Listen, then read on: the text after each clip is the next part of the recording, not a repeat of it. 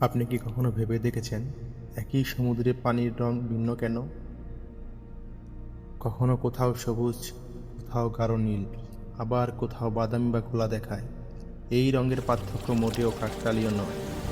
এর পিছনে রয়েছে একাধিক বৈজ্ঞানিক কারণ। চলুন জেনে নেই। পানির গভীরতা।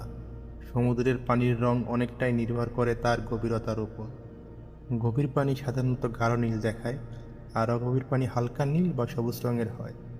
কারণ সূর্যের আলো গভীর পানির ভিতরে খুব বেশি ঢুকতে পারে না। ২. সূর্যের আলো ও প্রতিফলন। সূর্যের আলো পানিতে প্রবেশ করলে বিভিন্ন রং সূচিত হয়। লাল, কমলা, হলুদ রং দ্রুত শোষিত হয়ে যায়, কিন্তু নীল রং সবচেয়ে বেশি প্রতিফলিত হয়। এই কারণেই সমুদ্রকে আমরা বেশিরভাগ সময় নীল দেখি। ৩. শৈবাল ও প্লাঙ্কটন। যেসব এলাকায় শৈবাল বা ফাইটোপ্লাঙ্কটনের পরিমাণ বেশি, সেখানে পানি সবুজ রং দেখায়। এই ক্ষুদ্র জীবগুলো সূর্যের আলো শোষণ করে পানির রং বদলে দেয়। ৪. নদীর পানি মেশা।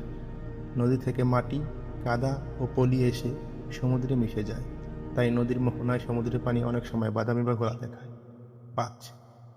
লবণাক্ততা, পানির ঘনত্ব। ভিন্ন ভিন্ন লবণাক্ততা পানি যখন একসঙ্গে মিলিত হয়, তখন স্পষ্ট রঙের সীমারেখা তৈরি হতে পারে। এই ঘটনাকে বলা হয় ওশান ফ্রন্ট, যেখানে দুটি ভিন্ন জলধারা পাশাপাশি প্রবাহিত হয়।